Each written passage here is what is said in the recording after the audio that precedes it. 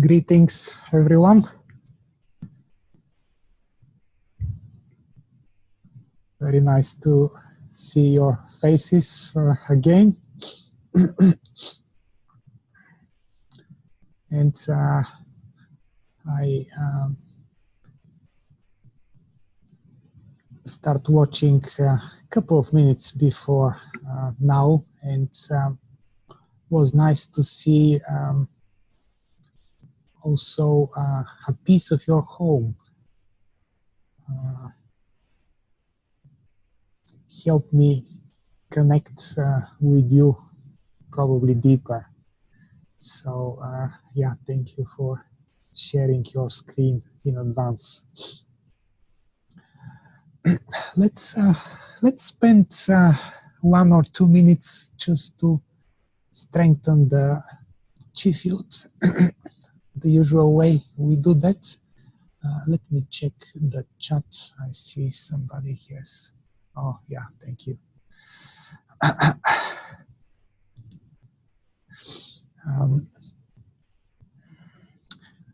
Somebody has written a greeting in the chat area, so you can do that as well while we are getting ready for the class.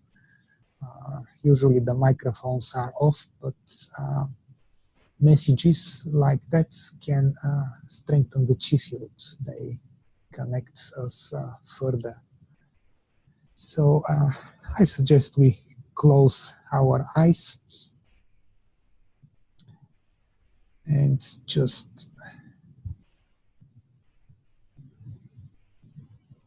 dissolve ourselves in the chi of the universe and the chi of the full moon practice day.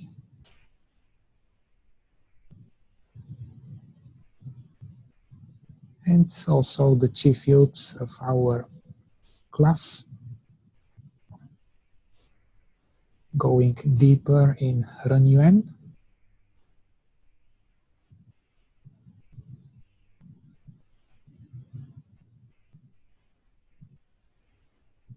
Connect with all the participants.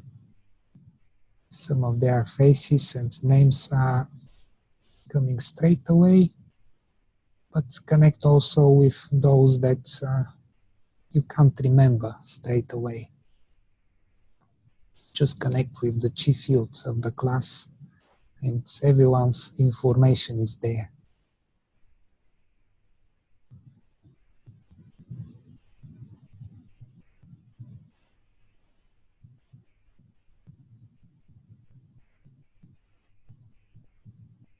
And connect also with the joy inside your heart. There is always joy somewhere deep. It is part of everyone's heart. So it's just a matter of opening and reconnecting with it. It's always there.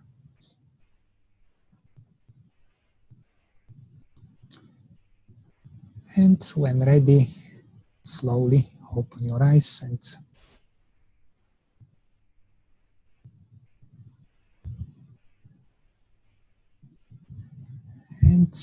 get ready to start.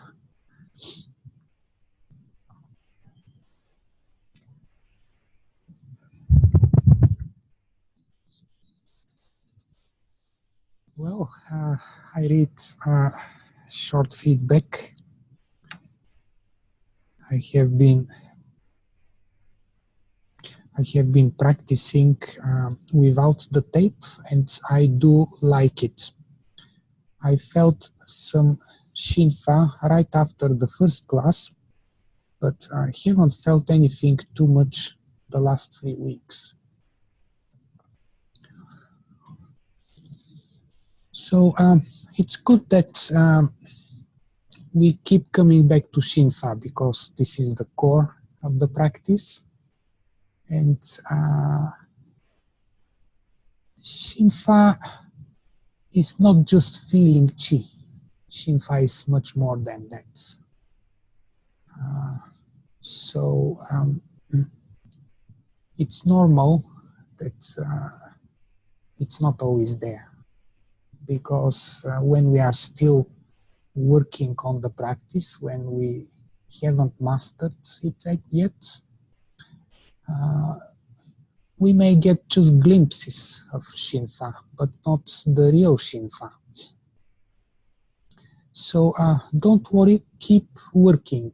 And the main thing here is, of course, the state. So make sure that you start the practice in a good state, so you can actually start thinking in advance how to get into the mood, in the mode of practicing Ren Yuan, not just before you start the practice, but even hours before that. So mentally preparing for this moment when you practice Ren Yuan. It's like having something special waiting for you at the end of the day or the beginning of the day, and you get closer and closer, and at the same time you adjust your states and get ready for it. So it's like something like a continuous preparation, not just when you start the practice formally. And also, when the practice starts, when you start preparing the body, you stand up and prepare the body and the mind, then you do it in an even more active way. So not just tick off, I've done the preparation roughly, and I've done the 6 verses, but take your time to go deep. They are very important. And in Ren Yuan we have even the opening is also playing a role for getting into the right state. So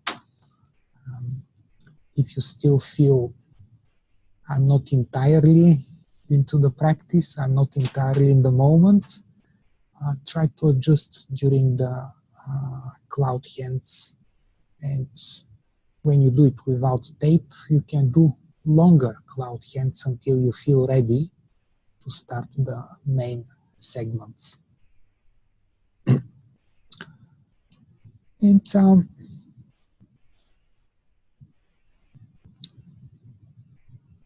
Shinfa could be mystery, and I believe it is a mystery because we don't really know what Shen is. Maybe some of us know more about it, have some glimpses, but we don't really have the whole understanding. And this means that it may not be easy to master Shinfa entirely, 100%. Probably it won't be possible ever to do that. But we can keep going deeper and deeper. And this is also part of knowing ourselves. So knowing more about consciousness, how it works, where it comes from, what it depends on, and also have these glimpses of true self. Sometimes we may not be sure whether it's our true self or not, but if we keep working on that, we'll start noticing some patterns, and at some stage we may be able to say, yes, at that moment I felt my true self, or I've been very close to my Shen to understand a little bit of it. So it's a process. And one of the things you can do is to focus on chi. So at least your movement is not empty. So focus on feeling chi when you do the movement, and it may work, and you may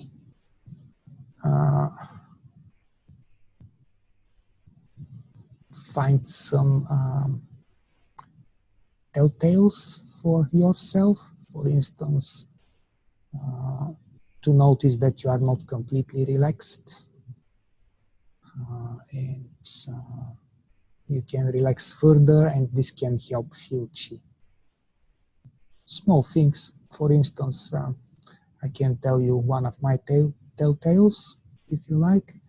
So when I do cloud hands, and if I notice that, see my thumb, if my thumb is like that, it means I'm not relaxed completely. So it tells me to relax further. So things like that, and they are different for each one of us. So keep working. So thank you for this feedback to remind us about those important things.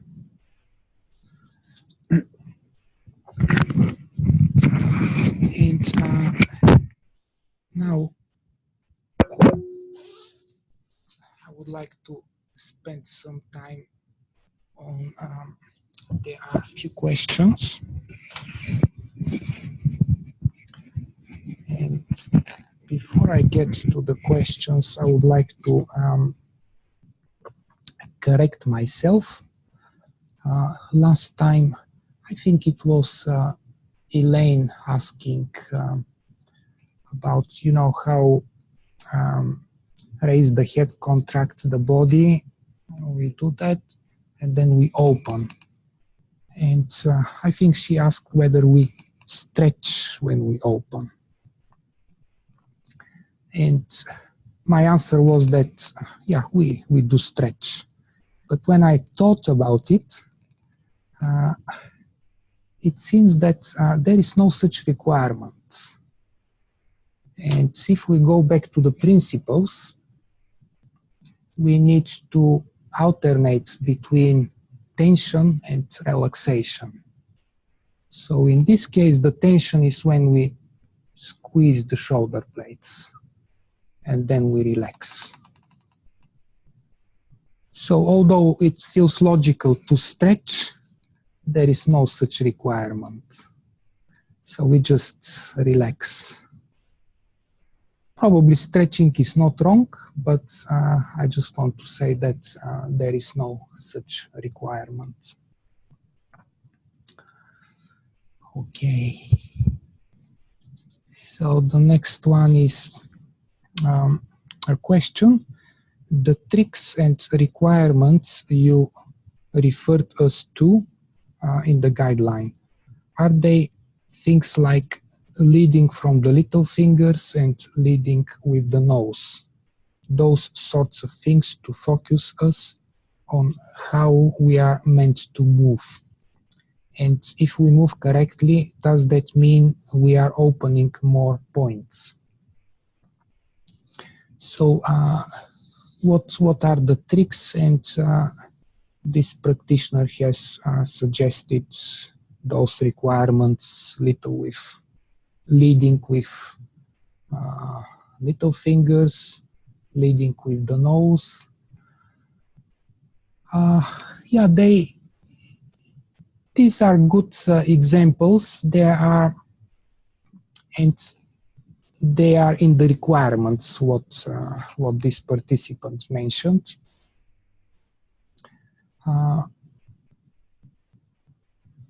And they make us do the movement in a certain way. We can say the tricks are like that, and some of them are more obvious. For instance, tapping on the points. This is very obvious. tapping, and we are actually working on the chi inside. But they could be also not so obvious. For instance, when we rotate the chests and the hips. So there are many requirements, and what happens at the background is that we are working on middle and lower dantian, but this is not so obvious. For if you read the requirements, you won't find anything about dantians there. So some of these tricks we know about them because Yuan mentioned them, but there are many tricks that we don't know, and it's, I guess, just because if Yuan would have to explain everything, probably the training would be not, the teacher training would not be 1 week, but probably 2 months to learn everything. So there are a lot of hidden things that even we as teachers don't know, and with practice we can discover many of them. So it depends on the level of your practice. You may notice that doing something has certain effects, and suddenly you know, you get the realization how everything is working. So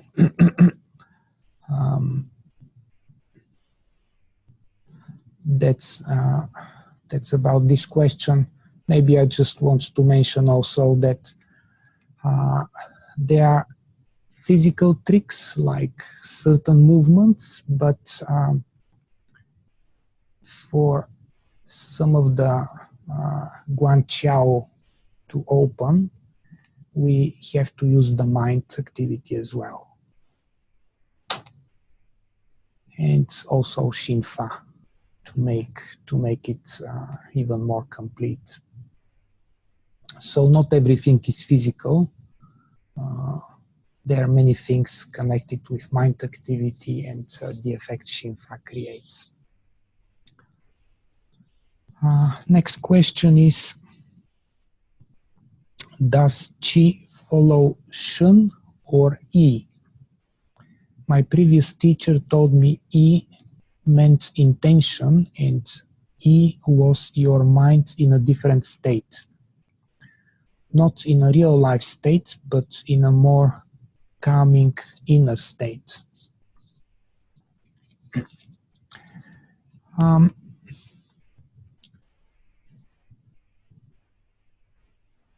Yi can have different flavors, and each practice may focus on one of them.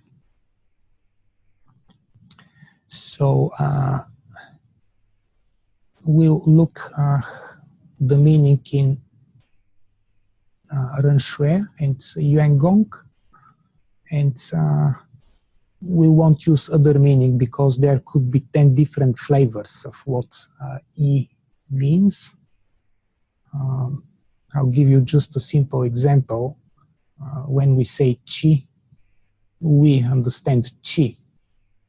But I recently met somebody who was speaking Chinese, and he said, no, there is no such thing.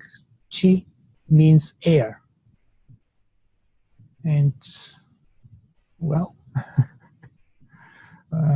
it's one and the same word, but, you know, different context and different meaning. So, Yi in Yuan Gong and Ren Shui means consciousness. So simple like that.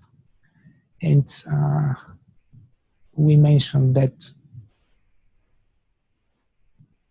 Shen and E, or Shen and consciousness, are different. So let's say something about that. Shen is primary, and it participates in the whole process of human development from the moment of the conception. So you know that the fertilized egg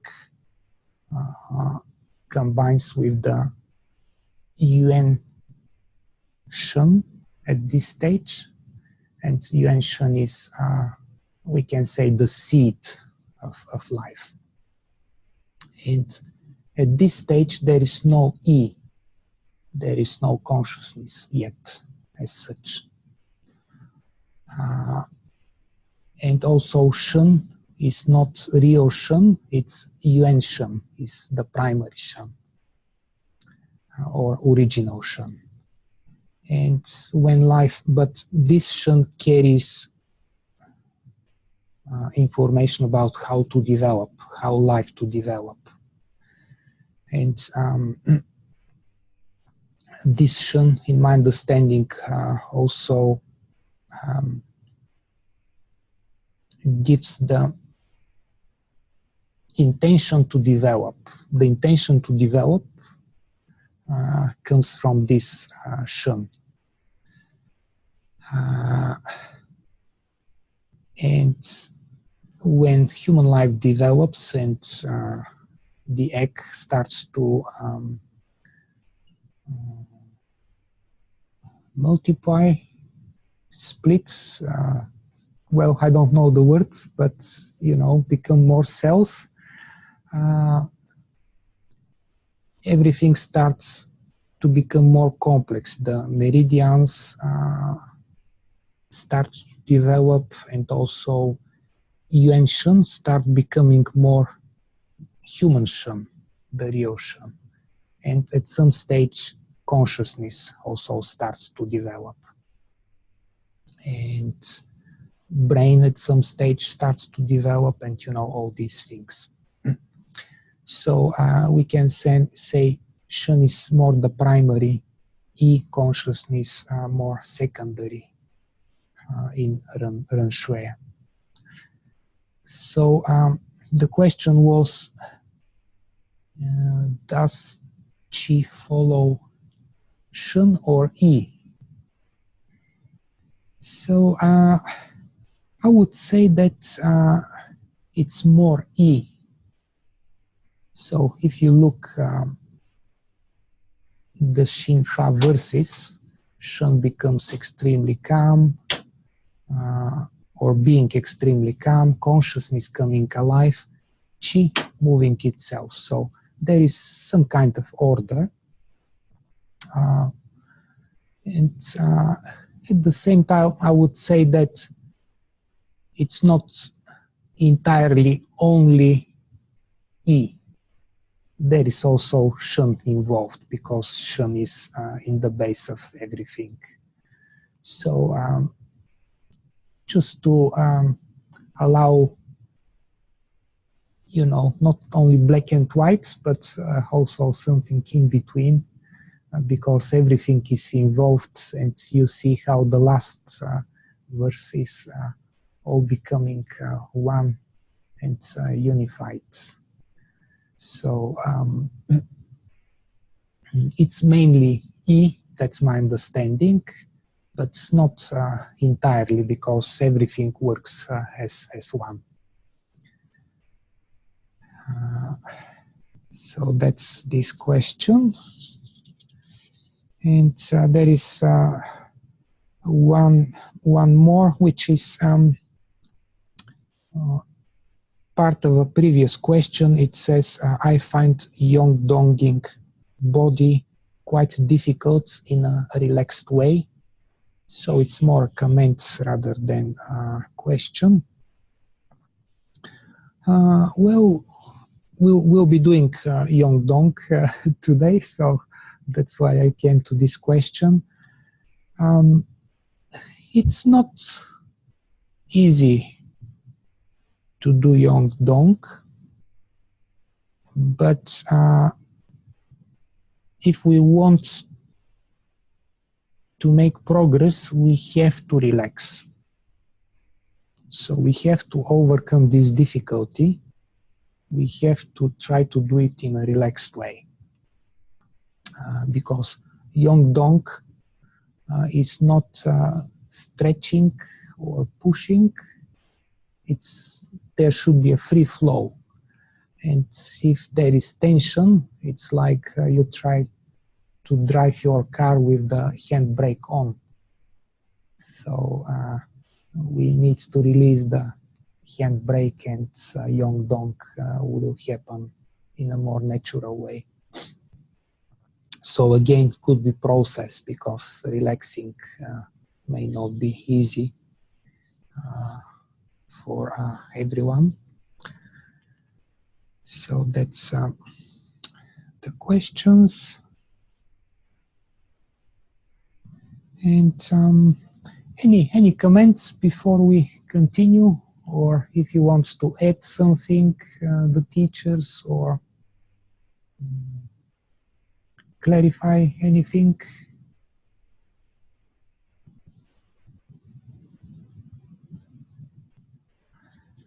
Okay.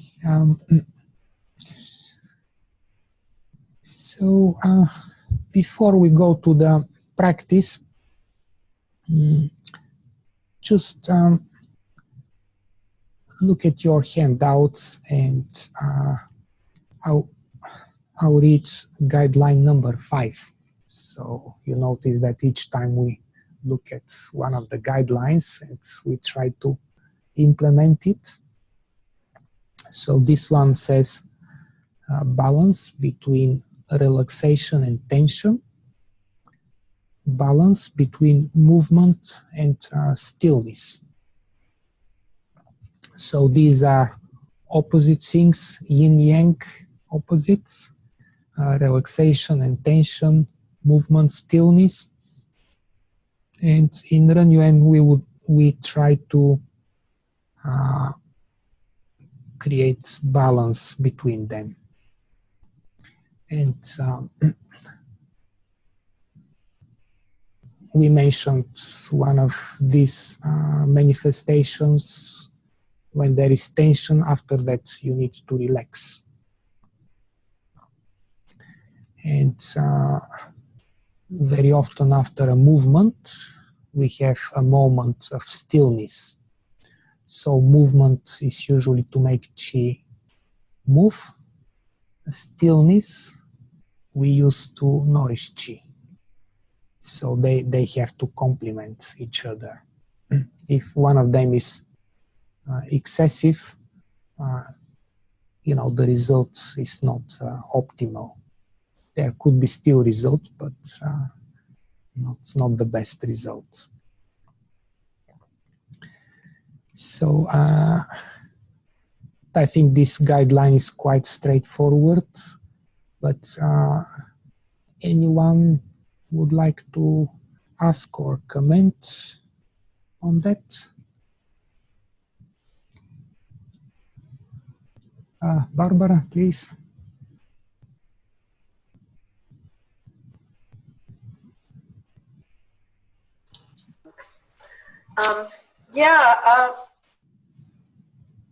I tend to, I don't know if anybody ever said this or it just came to me, but it seems like it's the balance between the relaxation and the tension and moving the qi and nourishing qi.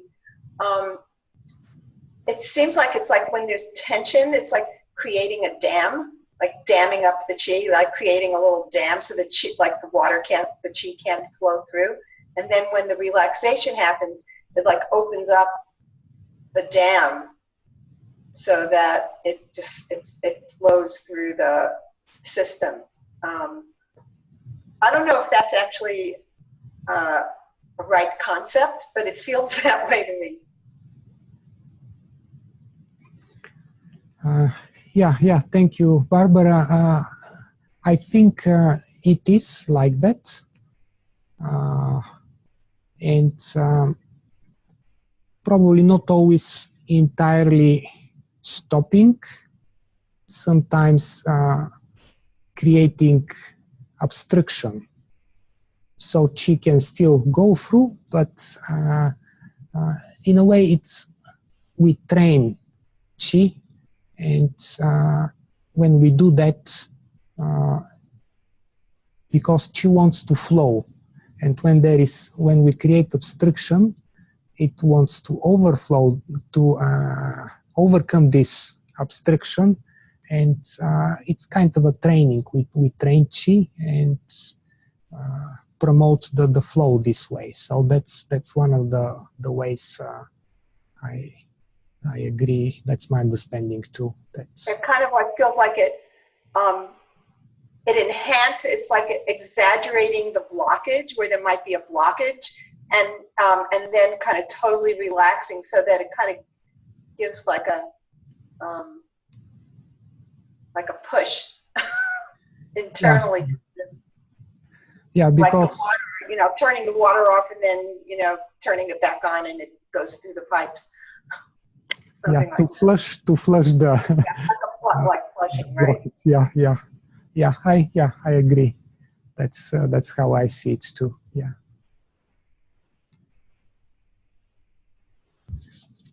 Okay, let's do some practice then. We got to the third segment, the third section of the third segment, which is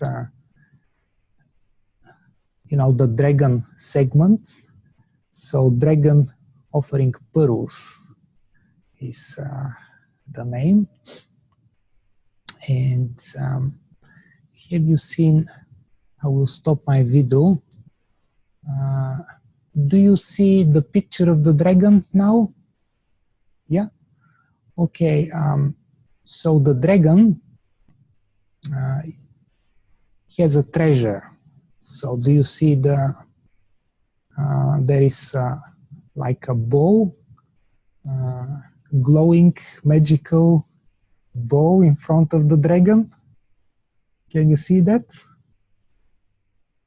So yeah, let's use an analogy here. When we say cat, probably straight away you think mouse as well. Yes. So cats usually play with mice, and they also chase birds, and that's their nature. Dragons, they chase magical bows, flaming pearls, things like that. So that's the dragon's nature. And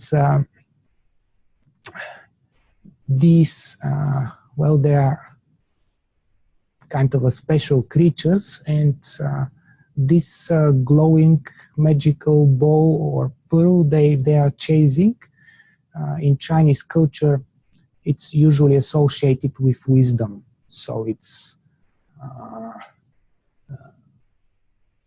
the pearl of wisdom, if you like, or something like that. So not just ordinary glowing thing, but a bow of wisdom they do.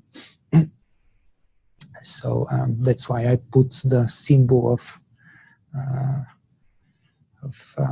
Renshrea there, the logo. So let's see what is the connection with this section. So the dragon is giving you that pearl of wisdom,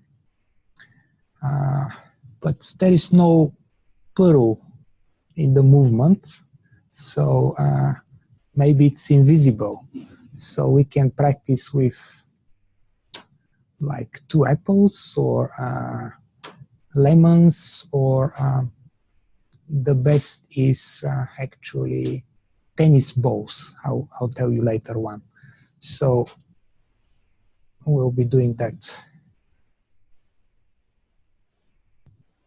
So the dragon is offering pearls. And let's do it first without apples. Maybe I would like to see how you do the movements. So if you can go further back and maybe tilt the camera slightly down so you can stay sitting, so you don't have to stand up for this one. We just want to check the movements of the hands. And if you are sitting, you can just tilt the body slightly.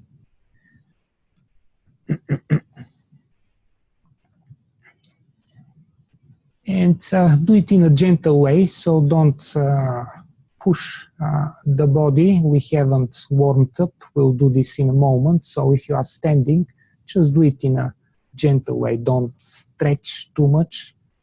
We want to check roughly the movements of the hands. So you can start with Husha hands. Just spend a moment to relax the body.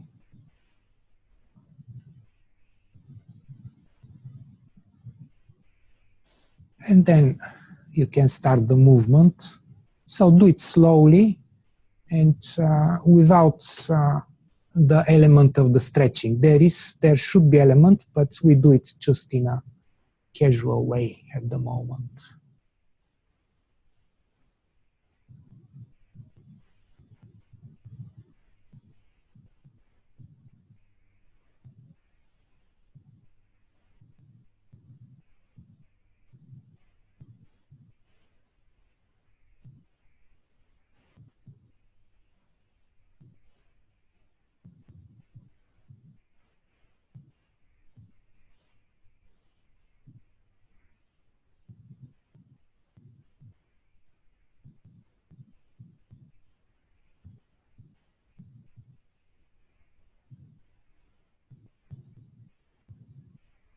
Okay.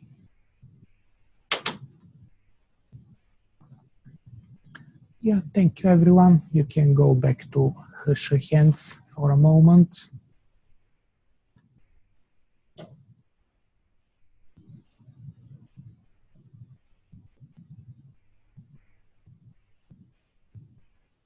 And then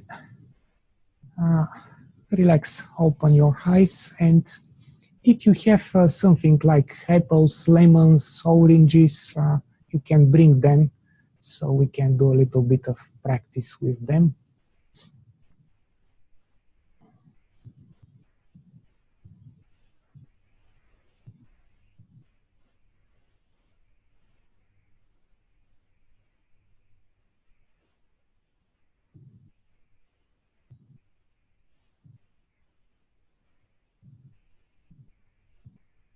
And you can sit,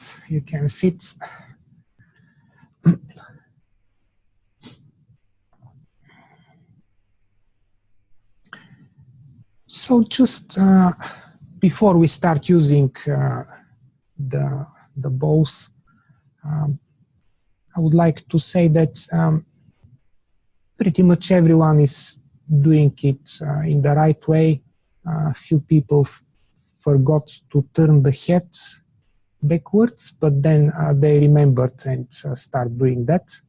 And that's fine because we didn't go through the preparation, so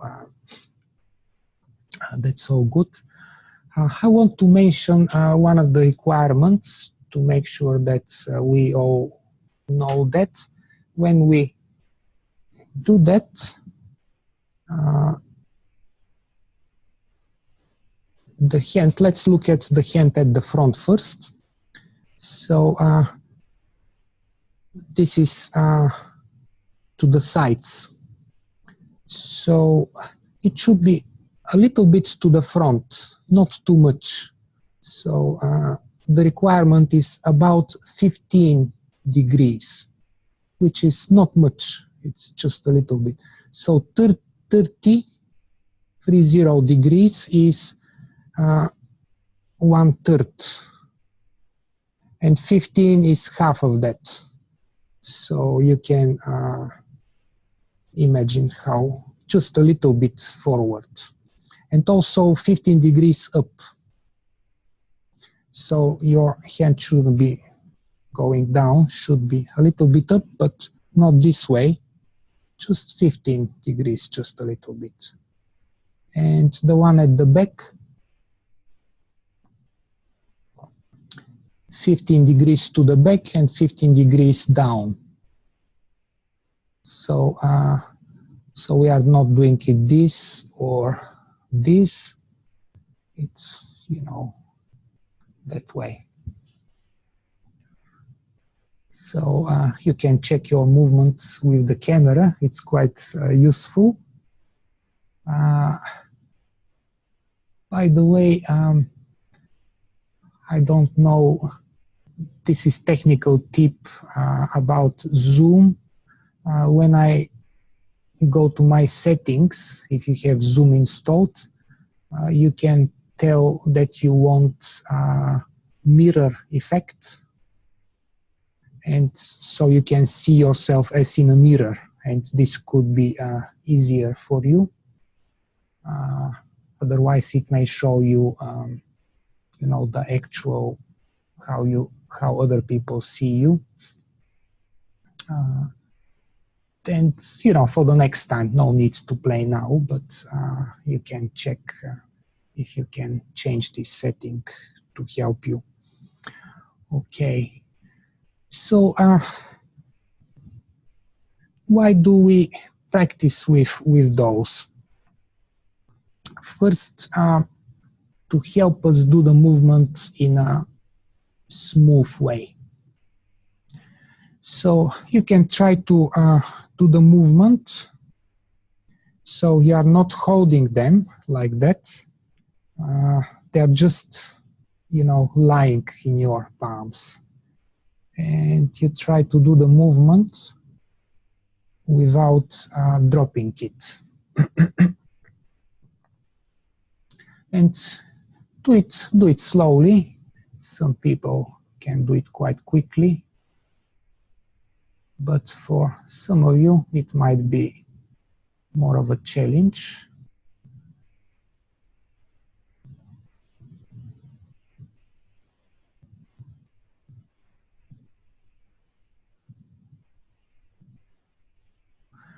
And when you do the turning, especially to the sides, do it slowly, don't rush. So the whole movement should be with the same speed. So take your time, and this can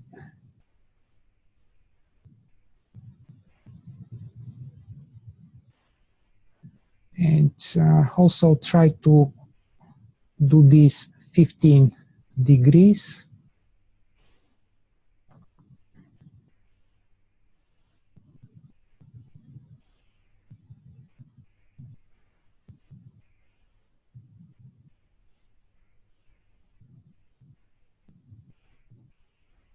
Okay. Yeah, let's get back. You can do hands now, but just leave the bows and sit for a moment.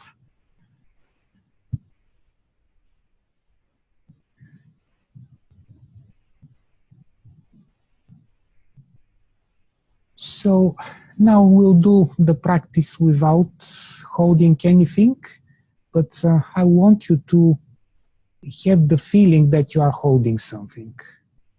So how many of you can feel chi in your hands when you do this practice?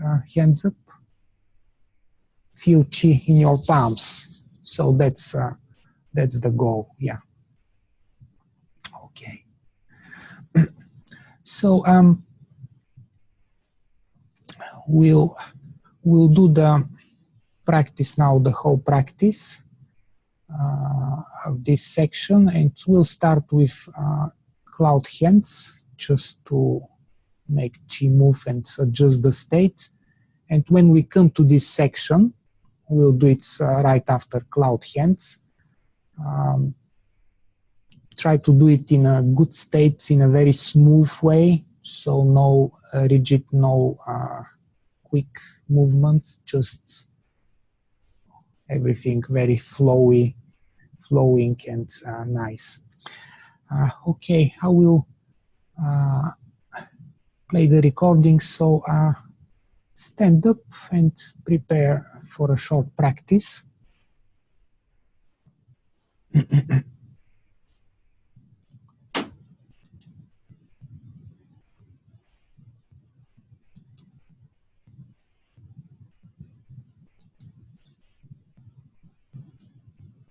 Practice of 人缘 调整身形， Adjust the body. 两脚与肩等宽， Feet apart at shoulder width. 自然站立， Stand in a natural posture. 两手自然下垂， Arms hanging naturally. 周身中正， The whole body centered and upright. 目平视前方， Look straight forward. 目光回收， Draw the vision back slowly. 两眼轻轻闭合， Close the eyes gently. 舌抵上颚， Tongue tip on the upper palate. 全身自然放松， Relax the whole body. 头颈放松， Relax the head. 两肩上肢放松， Relax the shoulders and arms. 胸背放松， Relax the chest and upper back.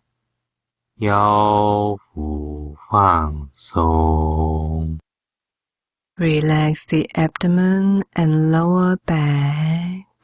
两胯下肢放松， Relax the hips and legs.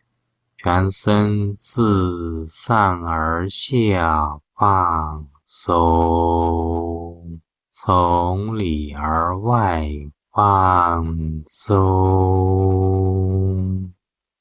Relax the body from head to toe, from inside out.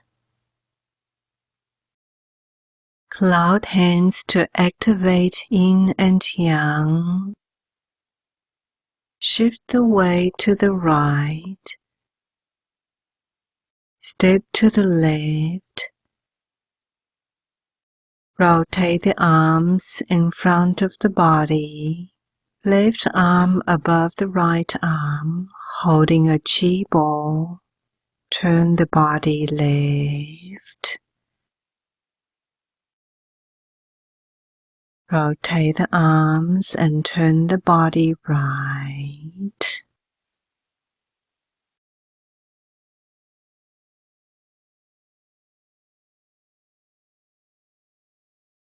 Rotate the arms and turn left.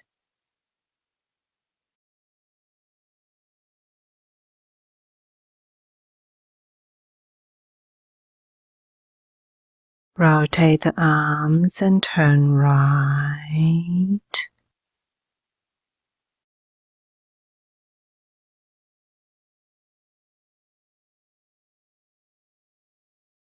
Rotate the arms and turn left.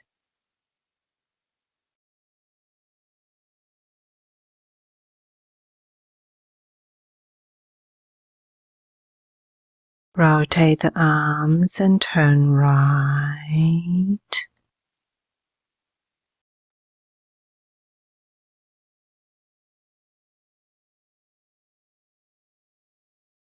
Rotate the arms and turn left.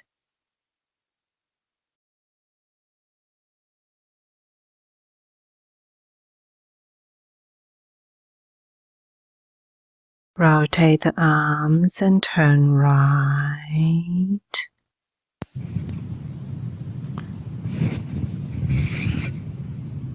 Try not to turn the hips. Rotate the arms and turn left.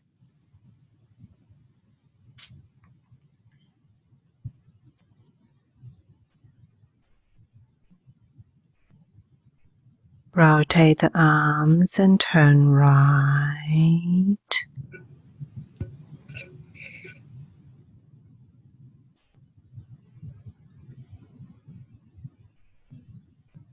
Rotate the arms and turn left.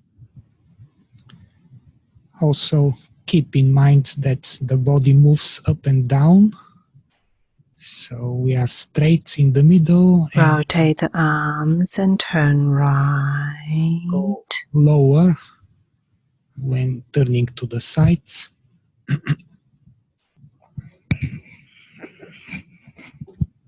Rotate arms and back to the center. Lower the left hand while straightening the legs. Nourish Qi.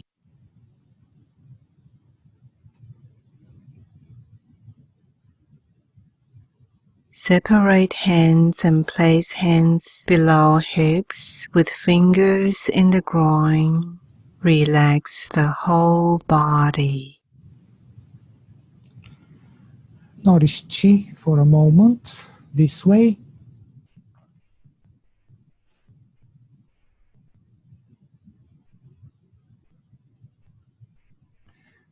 Then first relax your hands to the sides. And then you can raise them to the sides at shoulder width. Turn the palms up. And we'll bring the feet together and also the hands together above the head. This is how we finish the second segment. So shift the weight to the right and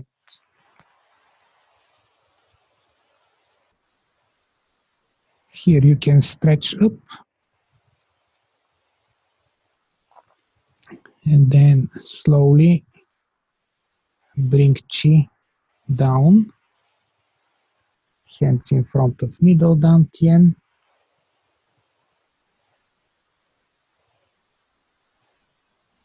Spend a moment to center your Qi.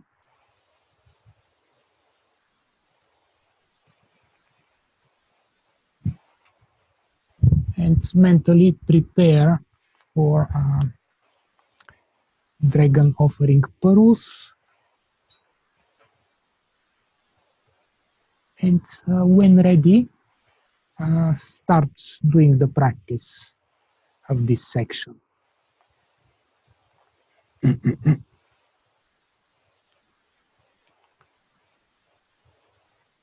So make sure that the 15 degrees are there.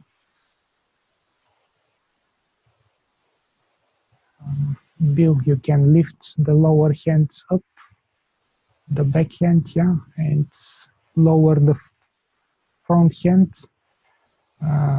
That's what I see in the camera. Might be different in the real world. The camera slightly changes the perspective.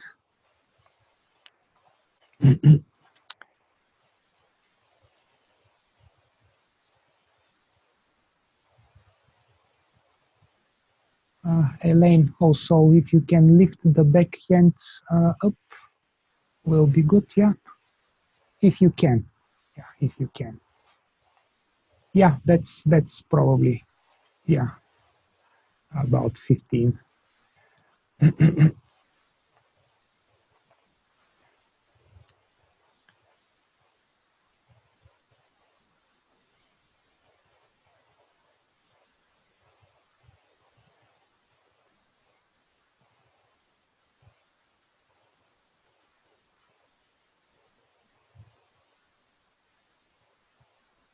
So now pay attention when you are bringing the hands towards the body. They should pass at the same time, simultaneously.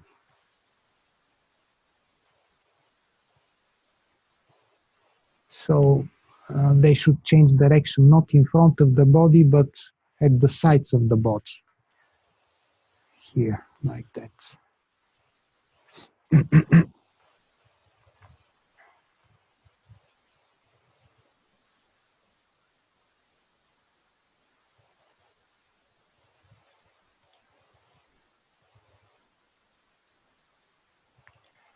And some of you do the hip movement quite well. Some of you don't do much with the hips. So actually hips, if you move the hips to the opposite side, it will help get your hands in a line. So use your hips. Don't just keep them in the center, but use them as much as you can.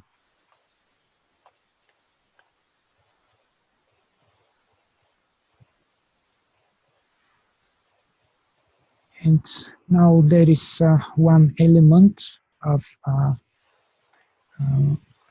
the element of stretching. When you get to, when your hands are straight, stretch from the middle fingers, both ways. So use your internal strength to stretch, and then you relax and do all the next movements in a very relaxed way until the next stretch. So there is a stretching moment.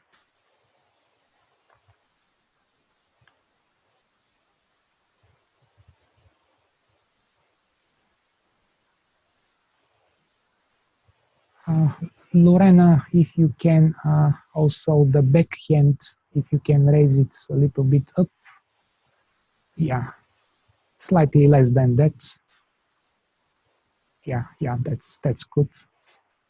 And make sure the hips go towards the back. Relax the shoulders as well. Relax the shoulders as much, yeah.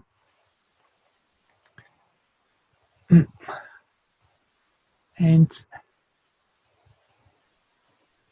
now there is one more element, more advanced element. When you stretch, feel also this, we call it spiral force. So there is a twisting as well happening. Some of you may feel it. So this is kind of the next level of this practice.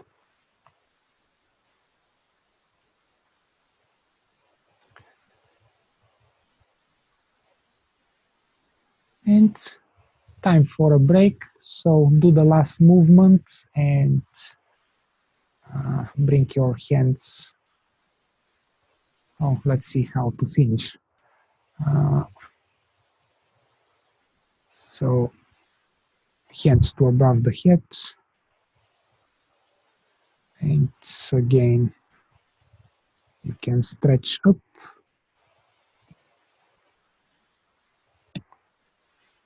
And then lower the hands to in front of the chest.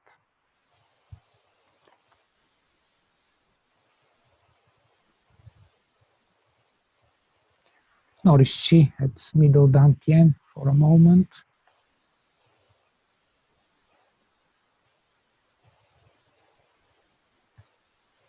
And when ready, you can sit. Thank you.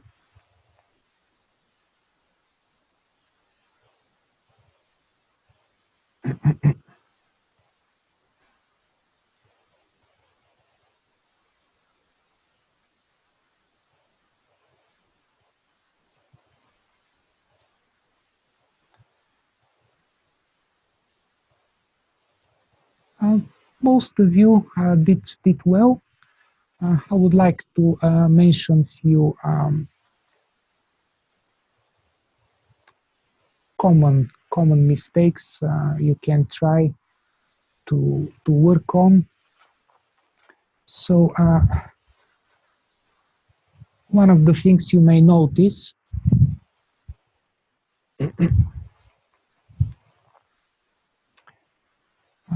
is that, see my hands now, they are not in a line.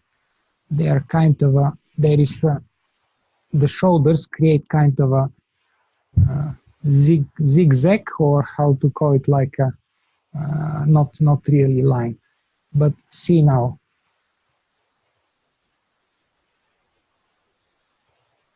looks better this way. Yes.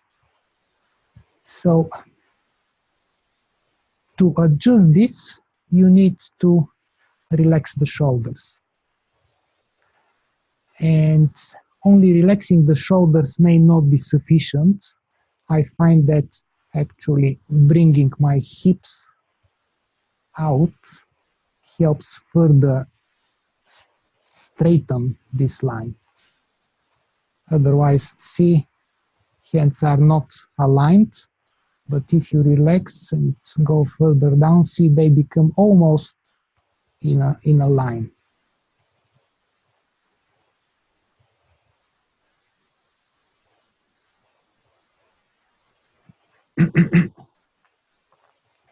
So this is something you may decide working on, and videotaping you could be quite useful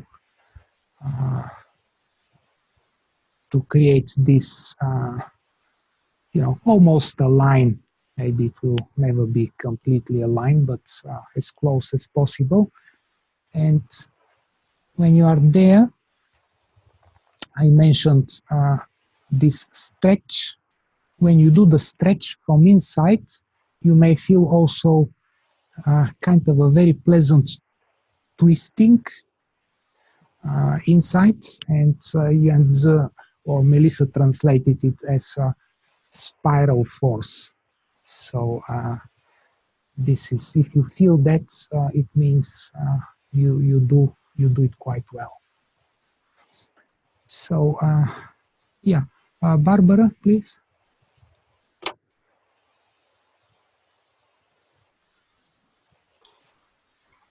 Yeah, when I do the like the twisting, it seems like that corkscrew movement makes like the hand that's facing the front actually turns to the back, and the back hand is actually turning more to the front,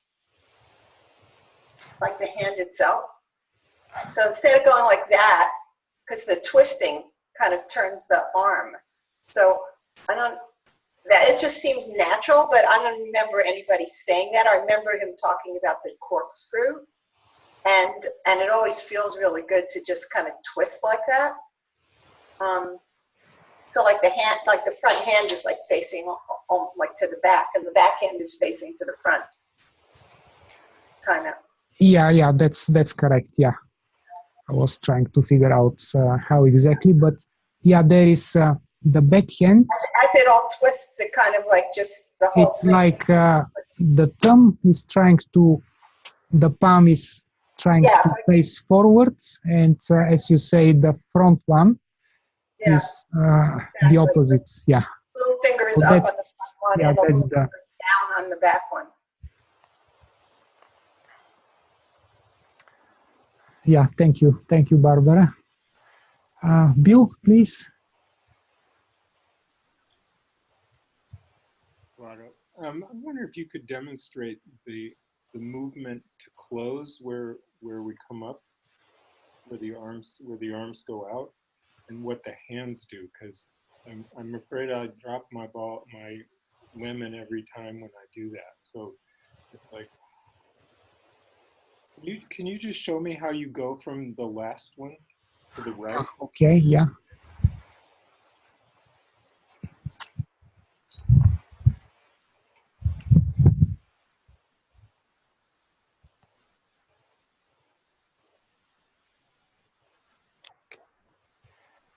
So if this is the last movement,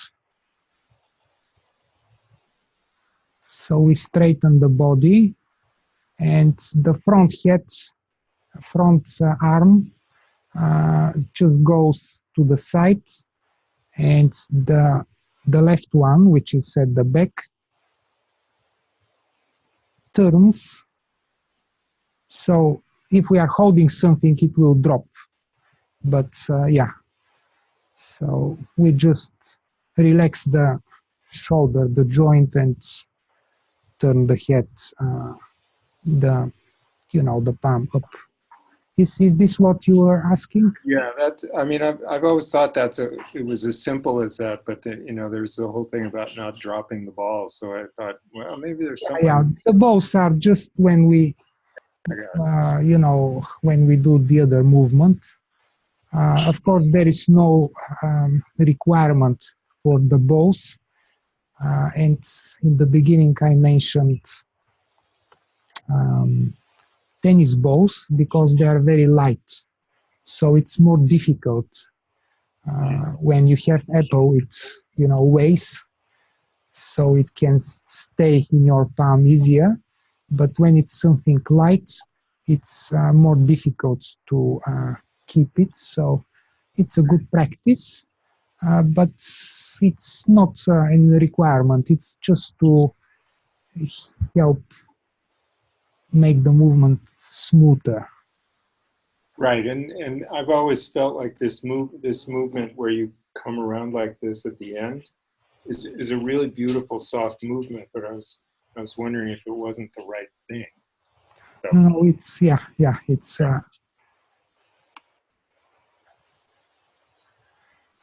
Anyone else comments or questions? Hugo, please.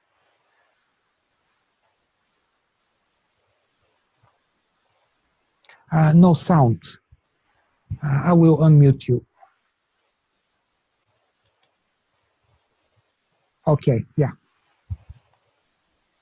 I do it without dropping the balls. Do you mean the last movement or? The last movement, yeah. Well, forget about the balls during the last movement. But I'm used to, then I keep on doing it. So how do you do it? Like this. I'm like this. We can't see much. Yeah. The last movement like this, okay? Yes, yeah. Like this. I don't think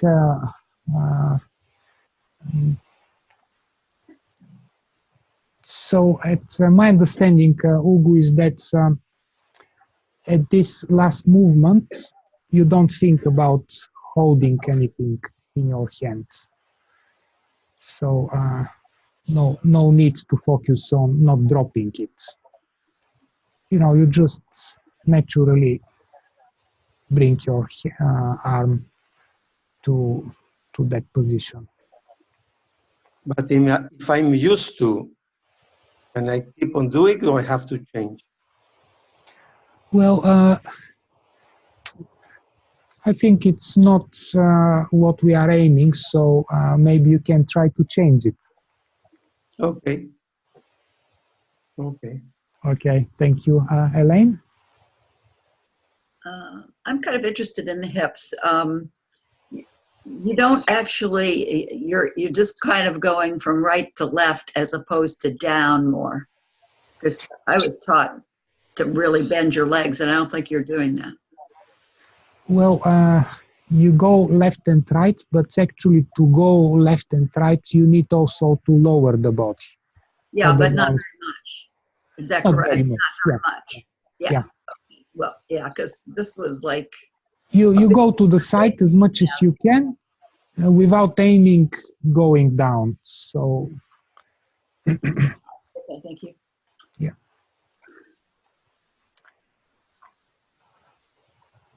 Okay. How do you feel we move forward to the next segment? Yeah. Yeah, okay.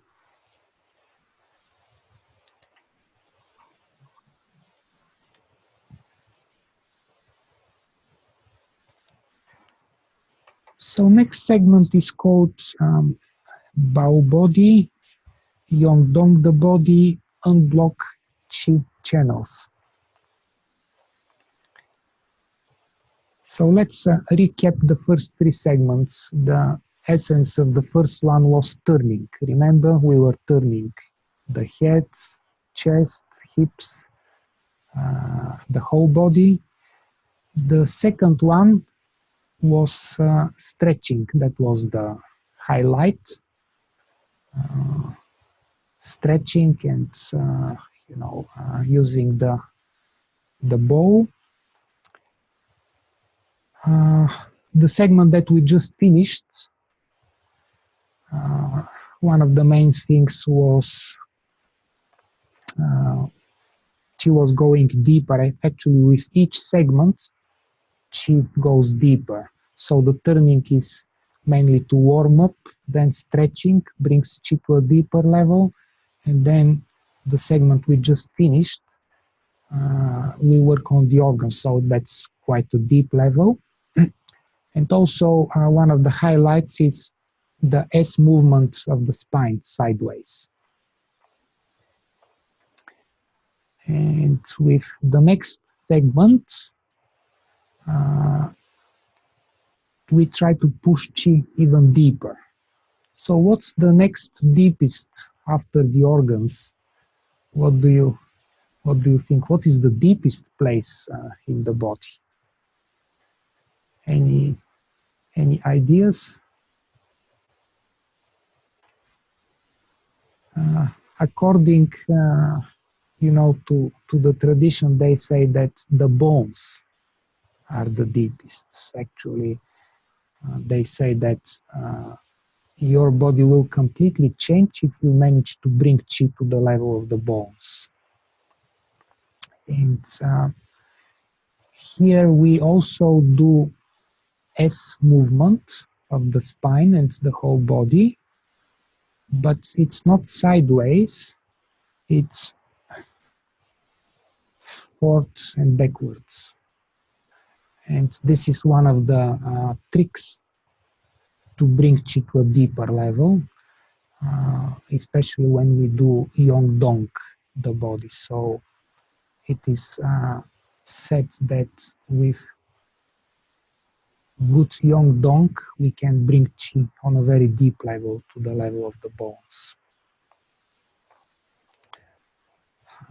So let's look at the first section.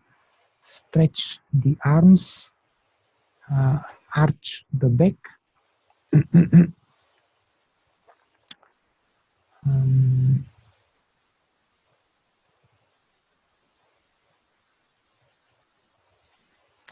Maybe I can watch your demonstration first, and then I can comment on what I can see.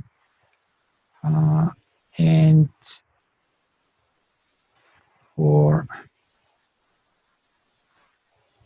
let's first see the change of the posture, the change of the stance. So I would like you to just to demonstrate a few times the change of the stance.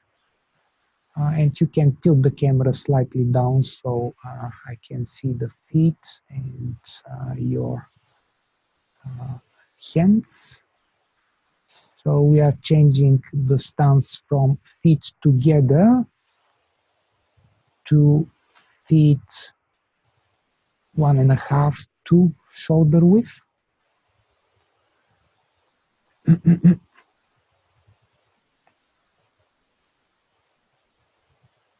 So just the change of the stance, you can do it a few times until you are happy with yourself.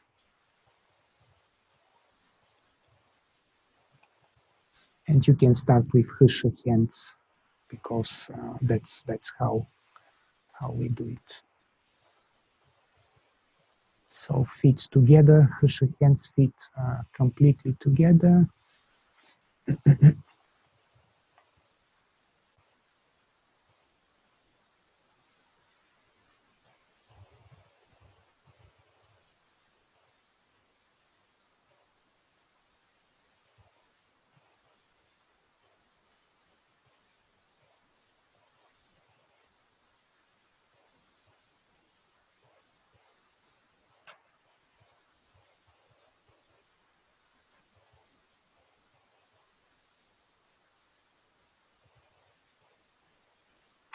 Yeah, okay, yeah, please come back to the camera, thank you.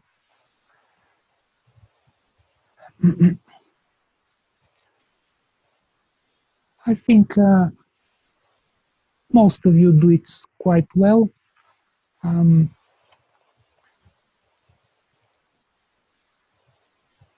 We have to squat a little bit, otherwise it won't be easy to do it. So we squat, we shift the weight to the right, and then we step out and we open the hands at the same time. So what I notice is that I think not everyone, the end position of the hands. So we shift the weight, we squat a little bit to the right leg, and then we step out, and the palms at this moment point backwards. So I'm not sure that everyone did that. So from here we end like that. So palms facing back. So yeah, any questions? I think it's straightforward. It just needs to work on making it in a smooth way. But any questions on this small movement? Yeah, Barbara, please.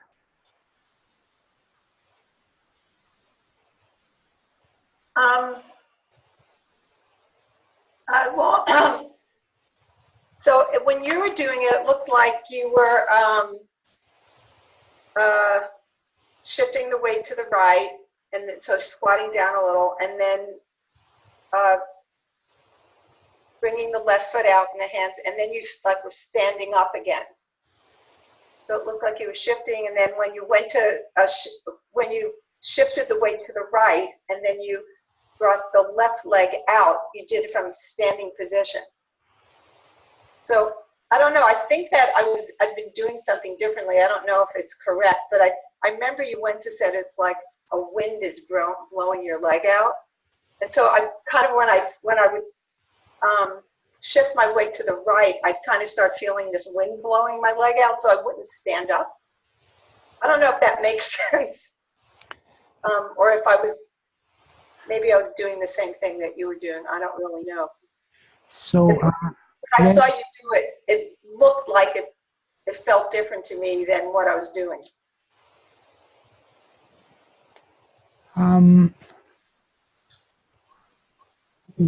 Where do you feel the differences? Let's see, maybe it's not different. I mean, feet are, where I starting like this? Wait, how do we start now? Feet together, feet together. Okay, yeah. So feet together.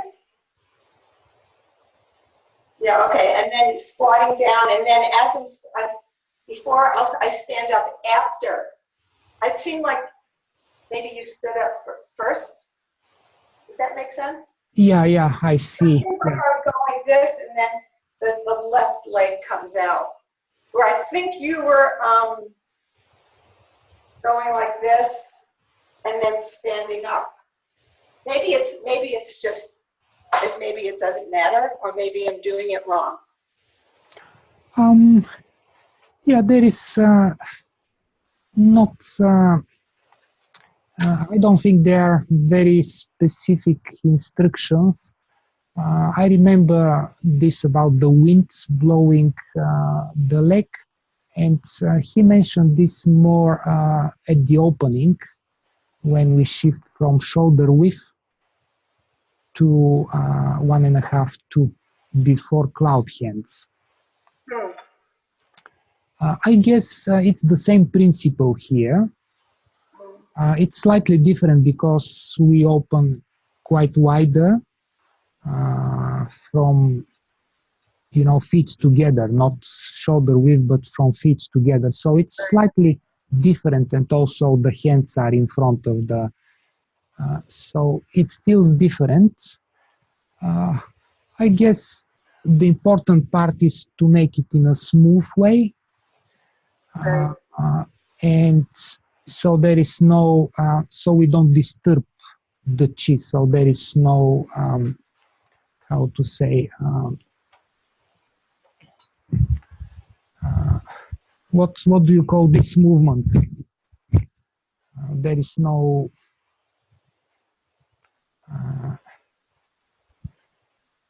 So I'll do it. I'll try to do it in a wrong way, not smooth.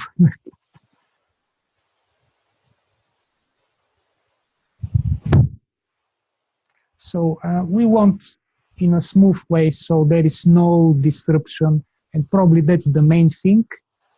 I see that maybe you see some difference whether we end the movement straight or we end it slightly bent and then we stand up. My thinking is that maybe it's better to end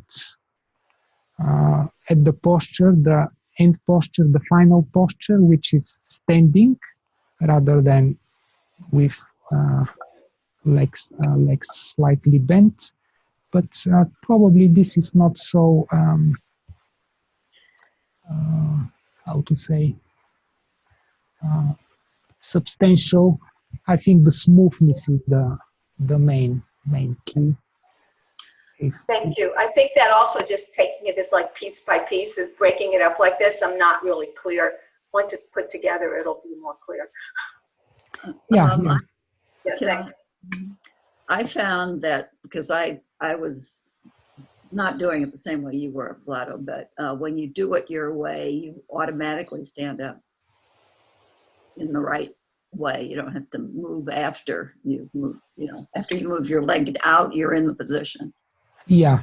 I think that probably that's what we are aiming to achieve. Yeah. Okay. So let's do the unfurling. So would you like to demonstrate? So I suggest you do that sideways, so it can be seen, and I will play actually the recording. Let me find it.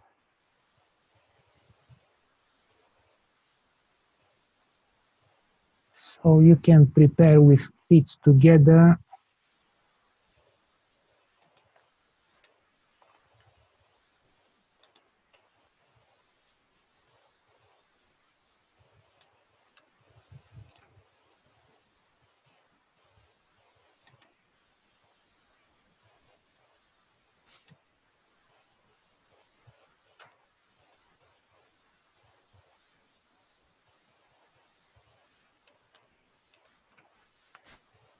Okay. Get ready. Segment 4. 保 body, 用动的 body, unblock chi channels. Separate and lower the hands as the left foot steps out. Bending the knees and folding the body forward. Close the back of the hands. Slowly straightening the body, raise the hands to the chest. Gradually rotate the hands while pushing forward until palms face forward, fingers pointing down. Rotate palms until fingers up and separate to shoulder width. Lock knees. So no need to bend down. Please repeat 1 or 2 times just the unfurling movement. So start with back of the palms together in front of the crotch and do the unfurling maybe a couple of times.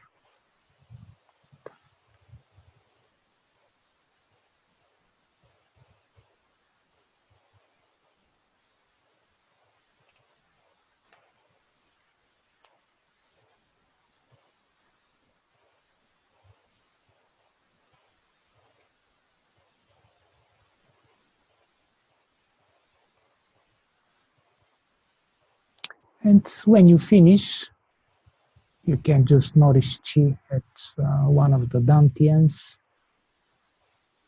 maybe lower dantian this time, and sit.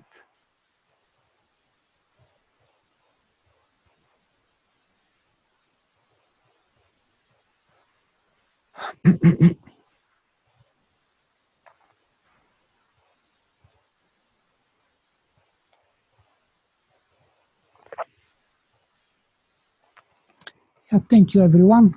There are some variations here, so we need to address them. So the first one is how we start the movement.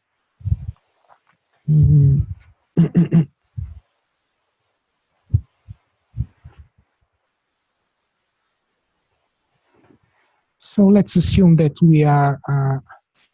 we have changed the stance, and then we bring the back of the hands together. So the wrists should be at the level of the crotch, and the head is hanging down, and the back is rounded.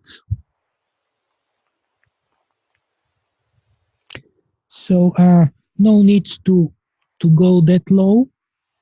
The wrists should be at the level of the crotch, so not lower than this. And then you round your back and relax your head down. And then we start.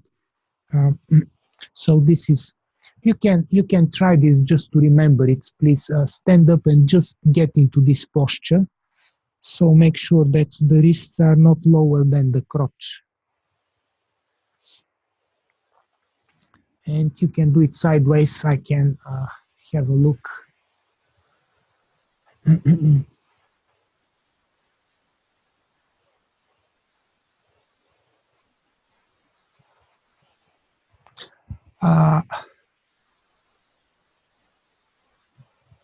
Legs are bent, the knees are bent, but you are not squatting too much, just lightly a little bit. And also, hands are a little bit away from the body. They are not touching the body, but like hanging down, naturally hanging down. Yeah, I think everyone is doing it correctly. So Lorena, no need to go too low, just slightly, and wrists higher, wrists a bit higher, and around the back.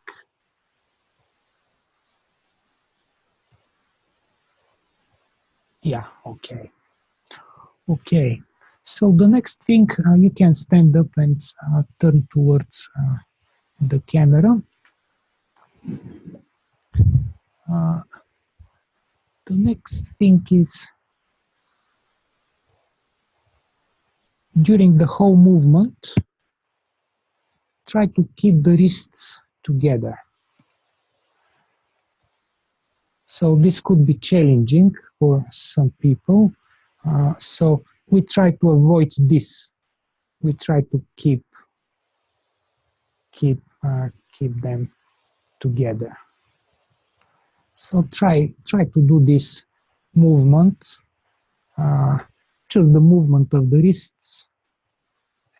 And if you have difficulty when you are turning, you may hollow your chest, so it can provide more room. Hollow your chest and bring your shoulders forward, and this can help you keep the wrists together. So hollow the chest. Is it working better this way?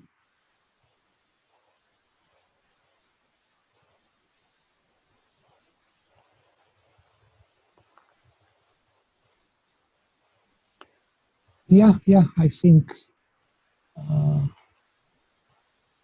everyone who I managed to see is doing it well now. So try not to separate the wrists. Okay, so that was important element. And another one is we start the movement. Maybe I'll do it this way. So we are here, like bent, and we don't start turning straight away. First, we raise up. So the head should be down, and we raise up, and then we start turning.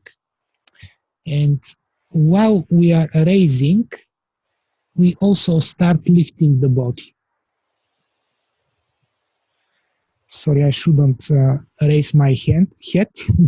So we start moving the hands up, and at the same time the body starts moving up as well, but much slower than the hands.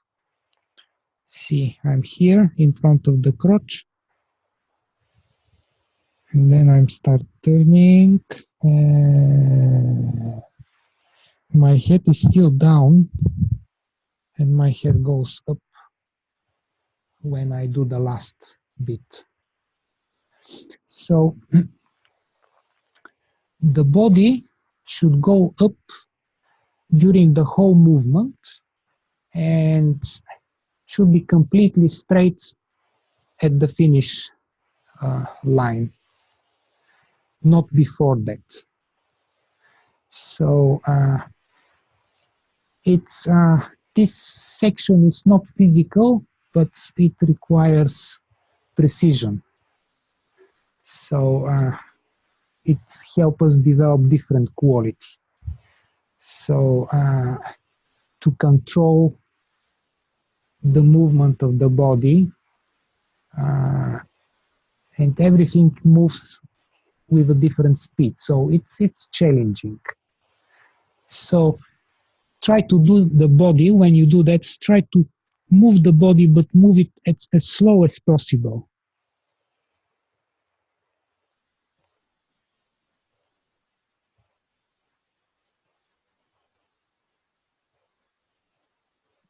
Can I ask a question? Yes, Magali? Yeah, so the way I've always done this is when I was unraveling that way, I would go down, then turn, and then go like this. And I'm seeing you going down, and then like that. And it's, do you see that? Or yeah, I think the correct way is this. Thank you. Yeah.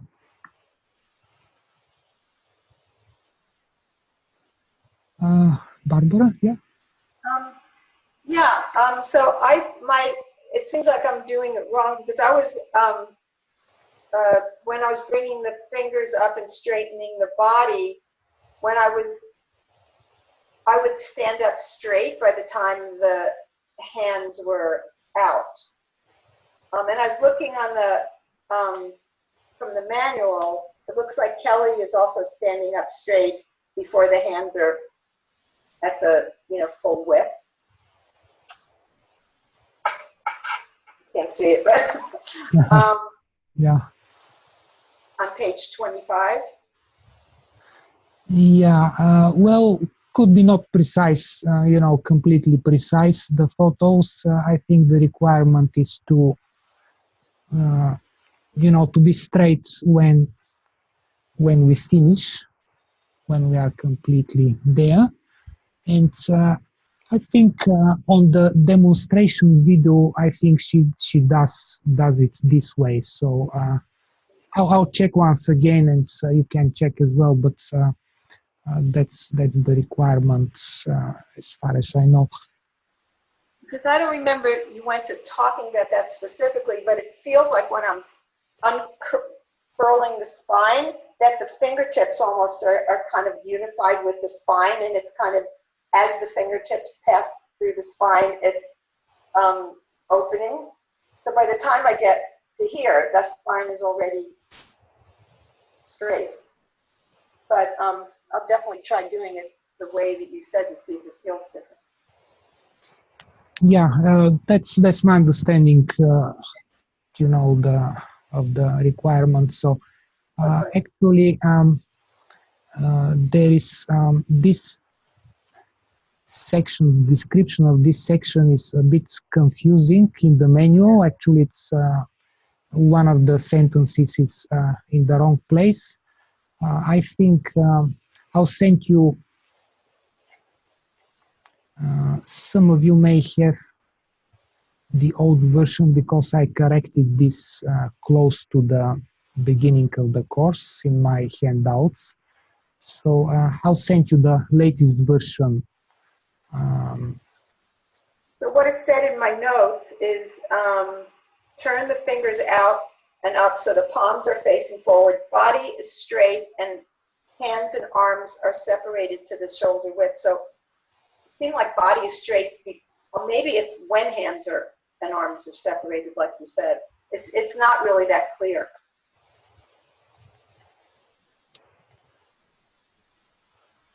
Yeah. Yeah, let's check. I watched for this particular one. I watched the teacher training because there was some confusion there, and that's my understanding at the moment. But you know how everything changes. So yeah, check again, and if you think it's different, we can discuss it next time. Can I just bring one more element?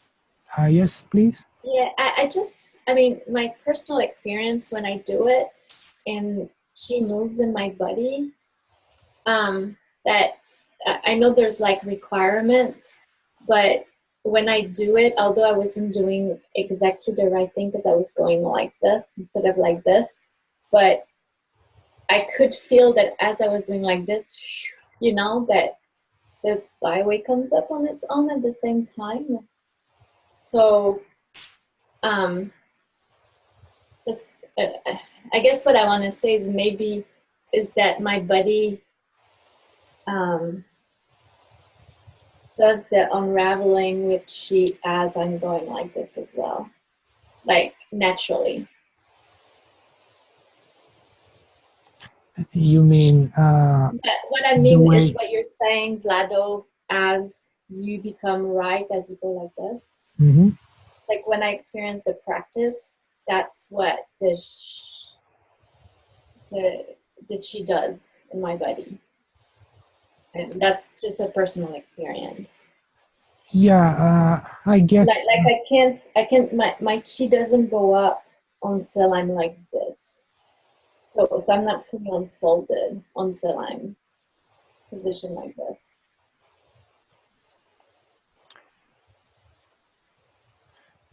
Never mind. It doesn't matter. Yeah. I'm just sharing a personal experience that as I unfold, when I'm like this, I'm still not straight. It just doesn't make sense for my body to be straight until I'm there. Okay, yeah. That's what I'm saying, and it's just a personal experience. Yeah, I felt compelled doing it the same way, open, you know, when we came here to be completely open. And yeah, sometimes this is,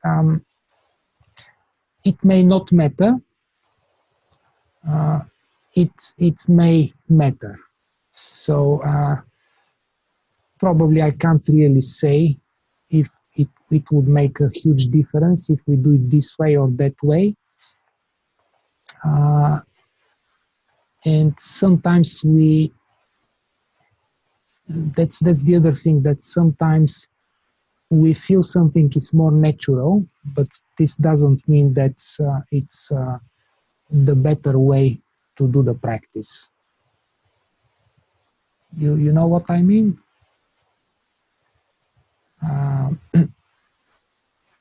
Because what we feel like natural might not be actually the best way to do the practice. Sometimes. So I guess it's safer to follow the requirements if you can, and it is opportunity also to change a pattern that we have created, let's say a physical pattern, and develop a quality of being more flexible. Let's put it this way. Ugo? I will unmute you because yeah, you are muted. Yeah. I felt the same thing as Barbara, and I would appreciate if you can send me also the new version. Yeah, I think most of you have the new version, but I don't have it. I will save it. I will send it to everyone just in case. Yeah. Okay. Thank you. Okay.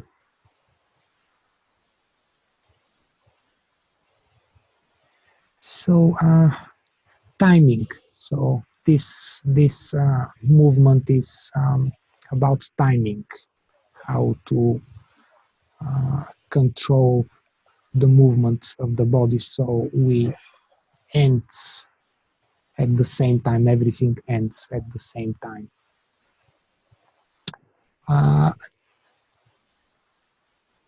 You may notice that there are different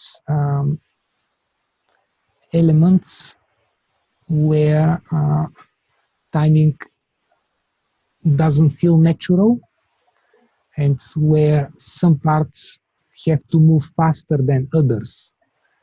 And it's quite noticeable in Yuan, in some of the movements. If you know that practice, most of you do. And here we also have some of those. Some parts move faster than others, and this is actually a good exercise for the consciousness as well, to control the body. Let me see anything else important that we can mention here.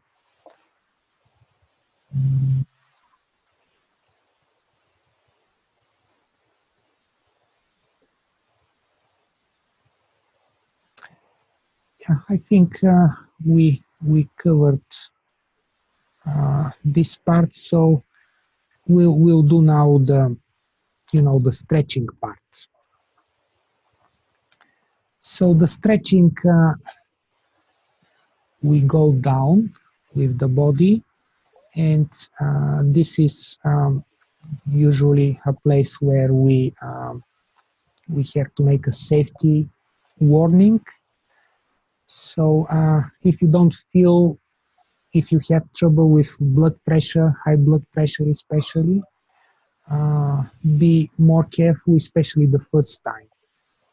So the requirement here is to actually to do it very slowly.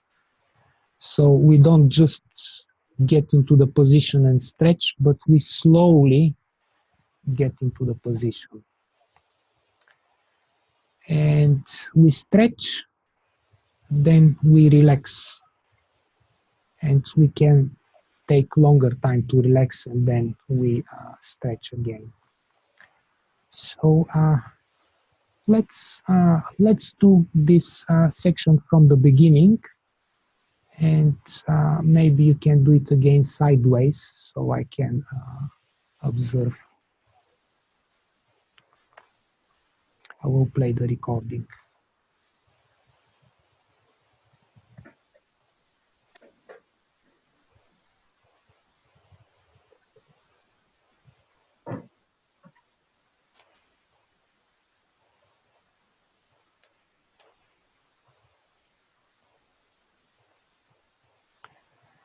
So feet together, hands in front of the chest.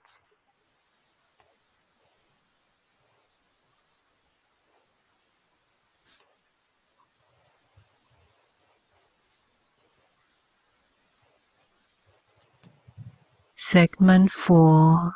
抱 body, 用动的 body, unblock qi channels. Separate and lower the hands as the left foot steps out. Bending the knees and folding the body forward. Close the back of the hands. Slowly straightening the body. Raise the hands to the chest.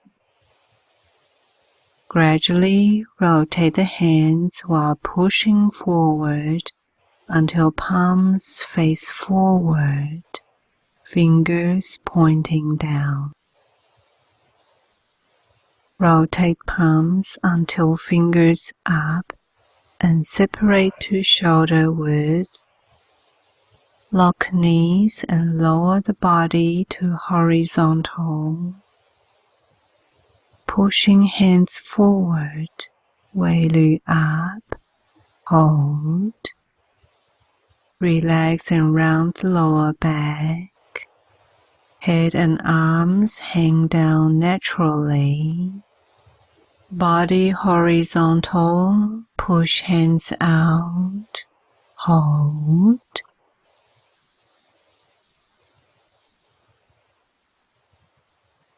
Relax and round the back.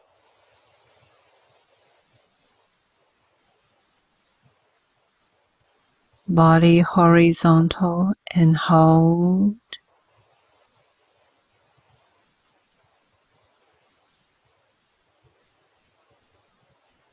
Relax and lower the body further. Very, very slowly stand up. You can focus on your spine vertebra by vertebra very slowly.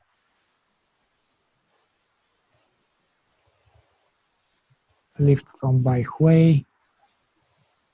Focus on pulling from Bai Hui. And then you can gather Qi around the body and nourish Qi at lower Dantian.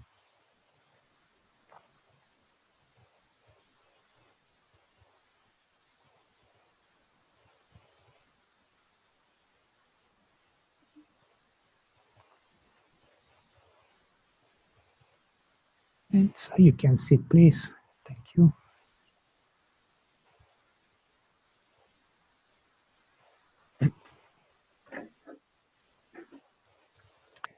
Lorena, just to mention, when you the first part when you go up, you haven't started turning your hands, but the body is already up. So you need to much slower raise the body. Just watch the video and you will figure it out. So for the stretching, I think actually you you do quite well. I will mention, well, what comes to mind is just one thing.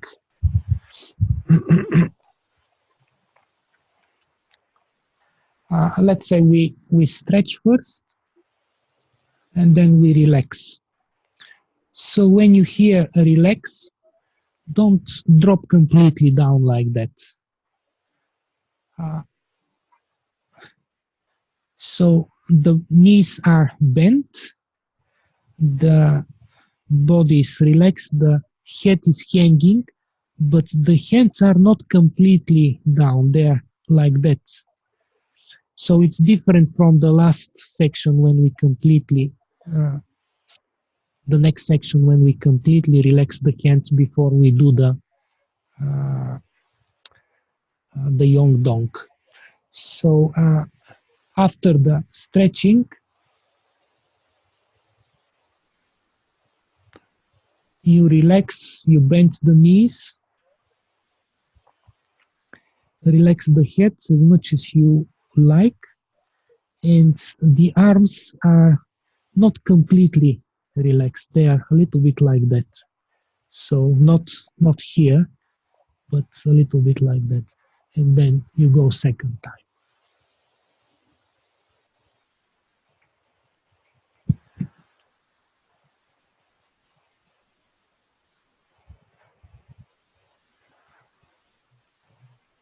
And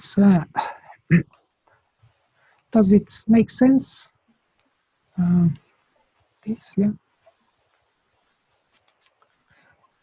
And the other part is you try to make the body horizontal. It depends on, you know, how fit you are, and also arms to be in line with the body and also horizontal if you can. And ideally, the knees should be locked when you do the stretch. So it's kind of stretching everything there. And I see that not everyone does that, but makes effort to do that. Any questions on this one?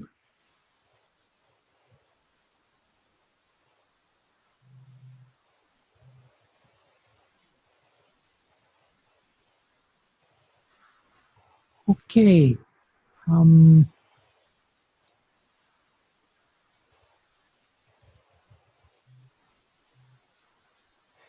There is some advanced feature that you can do, which is you can use breathing here, abdominal breathing. If you remember when you do this section. So we may do one more practice actually with abdominal breathing. So you can try to feel if it makes difference. But before we implement the breathing, you can try something else to, when you do the stretch, to focus on Min Men, to have your awareness on Min Men. So I will play the recording once again. It's a short section, so let's do it once again, and I'll give you instructions about Min Men and abdominal breathing.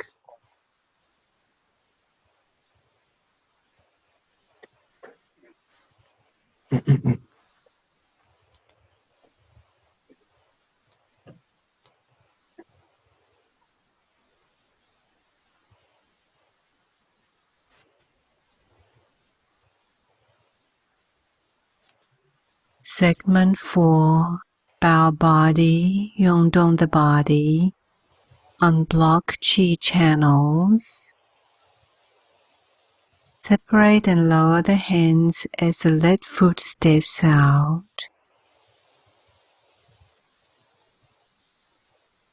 Bending the knees and folding the body forward. Close the back of the hands. Slowly straightening the body. Raise the hands to the chest. Gradually rotate the hands while pushing forward until palms face forward, fingers pointing down. Rotate palms until fingers up and separate to shoulder width. Lock knees and lower the body to horizontal. Pushing hands forward, 尾闾 up. Now try to feel Minman area. Hold. Relax and round the lower back. Head and arms hang down naturally. Keep the focus on Minman. And let's do one more stretch with Minman. Body horizontal. Push hands out. Hold.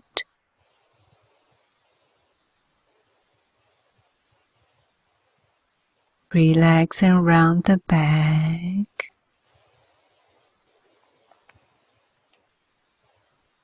Relax a little bit further.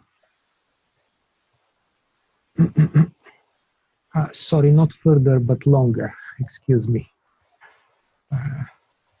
And we'll do now with breathing.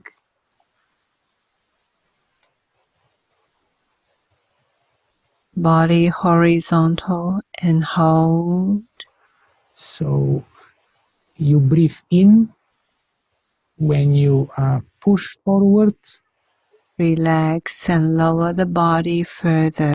And when you relax, you breathe out. So you can do it one more time.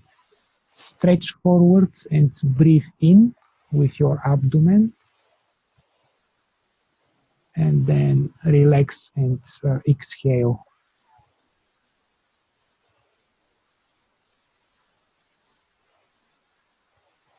And now let's straighten up the body. So very slowly, vertebra by vertebra, raise the body and lift from Bai Hui. Keep awareness in Bai Hui for a while. And gather chi around and nourish chi at lower dantian.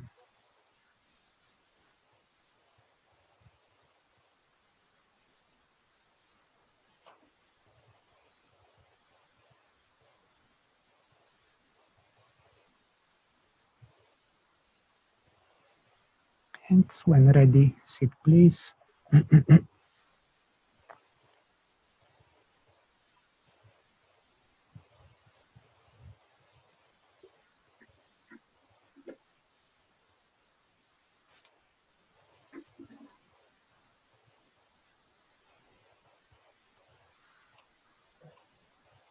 So I didn't want to keep you too long down, but when you practice, you can, you know how long you can do it and how many times you can do it. So you can dedicate one practice just on awareness of Minman, the Minman area. So just keep your awareness there during this section. And you can do another practice where you can implement abdominal breathing. So you breathe in when you stretch, and the feeling is probably that everything becomes a bit more intense, but in a nice way. And when you relax, you exhale. And you can do another third practice where you use both.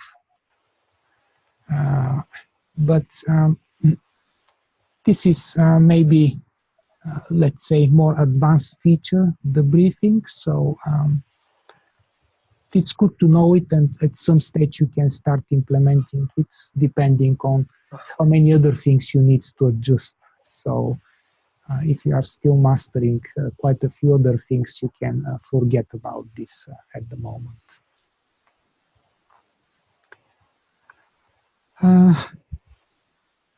Yeah, it's time to end the session. Any questions on what we covered so far?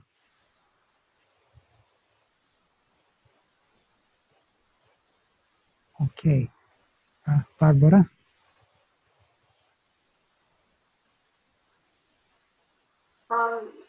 This might be a common question, but I know whenever I need to reposition the feet, like swing the left foot out, I feel I always have to look down because otherwise my feet aren't in a line and then everything feels like it's off.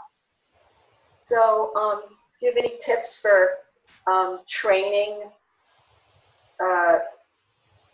the body to stay for the feet to stay in a line? Yeah. That's actually, excuse me, just for a second. Getting a bit cold here. It's a good question because having the correct alignment, feet alignment is important. We know that here the physical posture and the movements matter. At the same time, it's tricky because we have to open the eyes, and this disrupts the states. So we have to find a balance between those two. And one way would be to, when you have time, to spend some time just changing the stance and notice what is your pattern. Do you step a little bit backwards always? And if that's the case, try to adjust this and do it a few times with eyes closed and see if this improves. So just practicing this as element of the practice to adjust some pattern of the body. So maybe that's the best way to improve. When you are in a good state, you may just ignore that. I mean, not think about it. So you can focus more on the good state and Shinpa and Chi and all that. So what I'm saying is maybe having two different types of practice. Because our bodies are not symmetrical, and if you do stepping on one side, it's it's different if you go to the other way. So we aim to improve this, but we shouldn't become obsessed by that either, because there are other more important things. So yeah, thank you for bringing this up.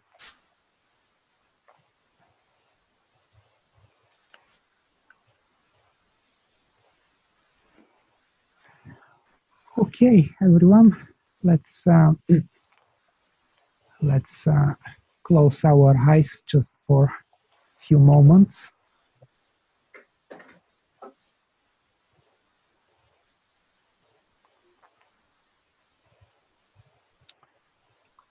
And just bring back to your mind what we did. Dragon offering pearls, and then the first section of this segment.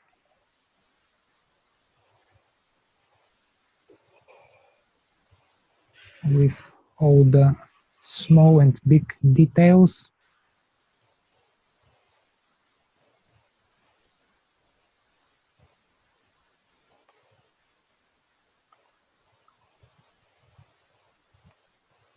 Visualize all the new information, useful new information is in upper dantian.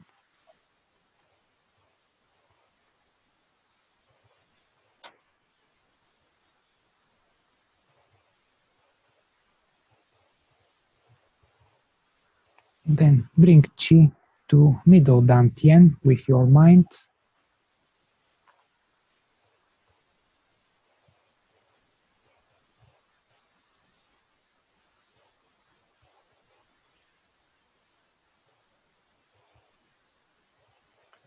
Focus a little bit on your heart opening.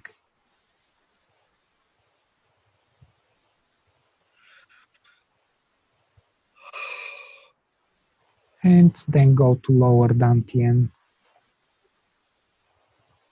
Feel lower dantian. Everything is settled. Qi is stable.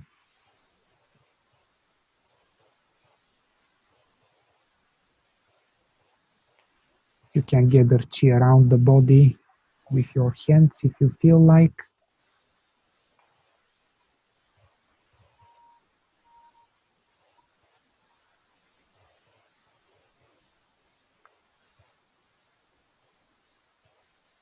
And when ready, open your eyes.